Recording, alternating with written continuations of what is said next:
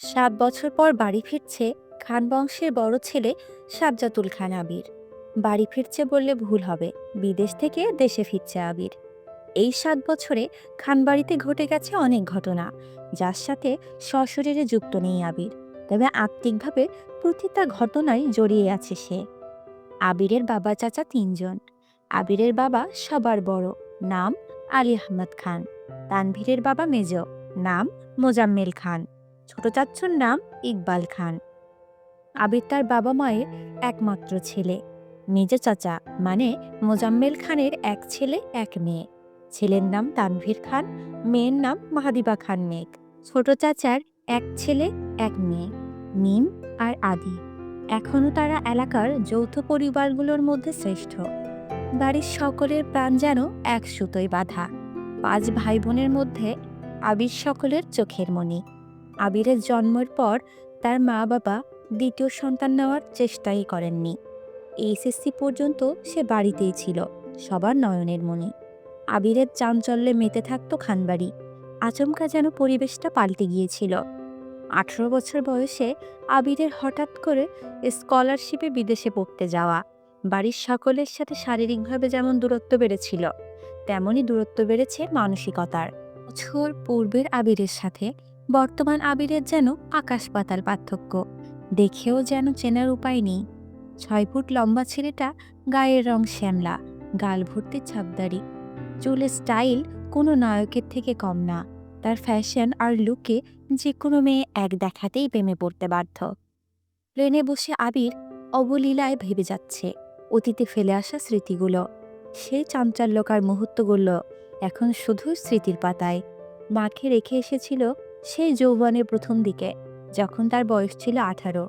সেই সময়ে মাই ছিল তার একমাত্র বন্ধু। আসছে 24 বছরের যুবক। এতগুলো বছরে একটা দিনও বাদ যায়নি যে মায়ের সাথে ফোনে কথা বলেনি সে। বাড়ির সকলের সাথে মোটামুটি কথা বলার চেষ্টা করেছে।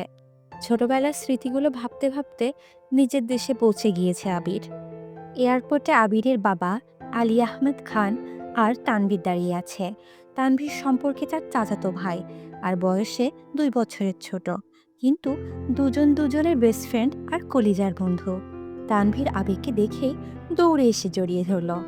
এই 7 বছরে একবারের জন্যও বাড়ি ফেরেনি আবির, তবে প্রতিনিয়ত কথা হয় আবির আর তানভীরের। আবির তার আব্বুকে সালাম করে জড়িয়ে ধরে। তারপর বাড়ি ফিরে 3 জন। বাড়িতে যেন হইচই রই রই ব্যাপার। হবে নাই বা কেন, বাড়ির বড় ছেলে এত বছর পর বাড়ি ফিরছে। রান্নাঘরে বাহারি রকমের রান্নার ধুম পড়েছেন মা চাচিদের। হঠাৎ দরজায় আবিরকে দেখে সবার মধ্যে হইচই শুরু হয়ে গেছে। আবিরের আম্মু দৌড়ে এসে জড়িয়ে ধরলেন ছেলেকে। আবেগাপ্লুত হয়ে মাকে জড়িয়ে ধরল আবির। মমতাময়ী মাকে সে 7 বছর আগে ছুঁয়েছিল। আজ এত বছর পর মায়ের ছোঁয়া পেল আবির। মা চাচিদের সালাম করলো। সোফায় বসিয়ে ছেলেকে একের পর এক শরবত নাস্তা দিতে ব্যস্ত সবাই। এরই মধ্যে উদয় হলো মিম আর আদির। মিমের বয়স 14 বছর, আর ছোট ভাই আদির বয়স মাত্র 10 বছর। আদি এই বাড়ির সবচেয়ে ছোট। আবির যখন দেশ ছেড়েছিল তখন আদির বয়স 3 বছর হয়েছে মাত্র। ভিডিও কলে দেখতে দেখতে ভাইকে সে একটু একটু চিনে। দৌড়ে এসে জড়িয়ে ধরেছে ভাইকে। আবিরও জড়িয়ে ধরেছে আদিকে। মিমও আবিরের পাশে বসেছে। খুশ গল্প করছে সবাই মিলে। আদি জিজ্ঞেস করছে, ভাইয়া আমার জন্য কি এনেছো? আবির যেই না উঠতে যাবে মা চাচিরে উঠতে দিচ্ছে না। আগে শরবত খাবি, তারপর উঠবি।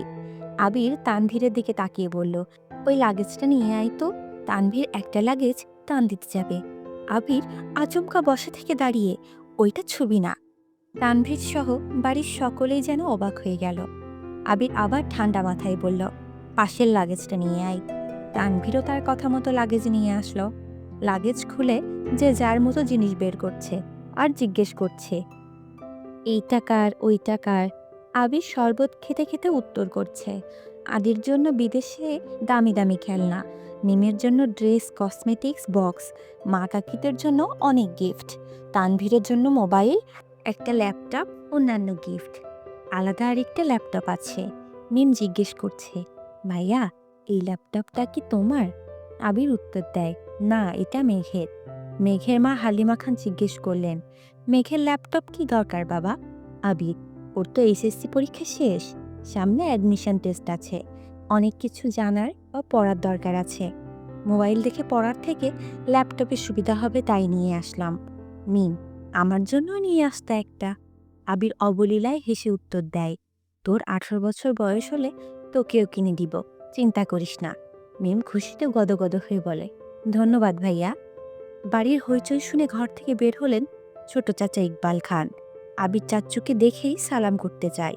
চাচ্চু বাধা দিয়ে জড়িয়ে ধরেন ভাতিজাকে। ইকবাল খান বাড়ির সকলের দিকে এক পলক তাকিয়ে নরম স্বরে বলেন, এতদিনে এই বাড়িটা পরিপূর্ণ হলো। ইকবাল খানের জন্য আনা উপহার আবির নিজের হাতেই চাচ্চুকে দিল। বাকিদের জিনিসগুলোও একটা একটা করে দিল আবির। মেজো চাচ্চু মানে মোজাম্মেল খান বাসায় নেই, তাই ওনার জন্য আনা গিফট যত্ন করে রেখে দিল আবির। লাগেজে পড়ে আছে একটা বক্স, যেটা র্যাপিং পেপারে মোড়ানো, আর একটা শপিং ব্যাগ। আদি জিজ্ঞেস করছে, ভাইয়া ওইটা কার? আবির ল্যাপটপের পাশে বক্স আর শপিং ব্যাগটা রেখে উত্তর করলো, এইগুলো মেঘকে দিয়ে দিও, আমি রুমে যাচ্ছি। ইকবাল খান এক পলক সবার দিকে তাকিয়ে জিজ্ঞেস করলো, মেঘ কোথায়? হালিমা খান উত্তর দিলেন, ও তো কোচিংয়ে গেছে, এতক্ষণে তো চলে আসার কথা। আবির বাকি দুইটা লাগেজ নিয়ে উঠতে যাচ্ছিল, হঠাৎ পিছন ফিরে মায়ের দিকে তাকিয়ে প্রশ্ন করল, আমি কোন রুমে থাকব? ছেলের এমন প্রশ্নের জন্য মা মালিহা খান হতভম্ব হয়ে পড়লেন। তৎক্ষণাৎ স্বাভাবিক হয়ে উত্তর করলেন, তোর রুম তোরই আছে, আজ সকালে পরিষ্কার করা হয়েছে। আবির কোনো কথা না বলে দুই লাগেজ নিয়ে উঠতে গেলে তানভীর এগিয়ে আসে, আমায় দাও, আমি নিয়ে যাচ্ছি। আবির একটা লাগেজ তানভীরের দিকে এগিয়ে দেয়, নিজে আর একটা লাগেজ সযত্নে নিয়ে সিঁড়ি দিয়ে উঠতে থাকে। ততক্ষণে দরজায় এসে উপস্থিত হয় এই বাড়ির বড় মেয়ে মাহাদিবা খান মেঘ। মিম মেঘকে দেখে দৌড়ে এসে বলে, আপু আপু, আবির ভাইয়া এসেছে। মেঘ সিঁড়ির দিকে তাকায়, লম্বা স্বাস্থ্যবান সুপুরুষদেহী একজন হাতে লাগেজ নিয়ে সিঁড়ি দিয়ে উঠছে, শুধু পিছনটা দেখা যাচ্ছে। মেঘ ভিতরে ঢুকে সবার হাতে গিফট দেখে এদিক সেদিক তাকায়। ততক্ষণে আবির নিজের রুমে চলে গিয়েছে। মেঘের মা হালিমা খান মেয়ের দিকে এগিয়ে এসে বলে, তোর জন্য গিফট এনেছে। মেঘ তাকিয়ে বলে, কি গিফট? সোফায় রাখা ল্যাপটপের দিকে চোখ পড়ে মেঘের, ছুটে যায় ল্যাপটপের কাছে, এটা কি আমার? মিম, হ্যাঁ আপু, এটা তোমার। বক্সটা আর শপিং ব্যাগটাও তোমার। ল্যাপটপটা ঘুরিয়ে ফিরিয়ে দেখছে মেঘ, যেন আকাশ কুসুম কিছু পেয়ে গেছে। তারপর শপিং ব্যাগটা একটু খুলে দেখল, দুইটা ড্রেস মনে হচ্ছে। সে ল্যাপটপ আর বক্সগুলো নিয়ে রুমের দিকে চলে যায়।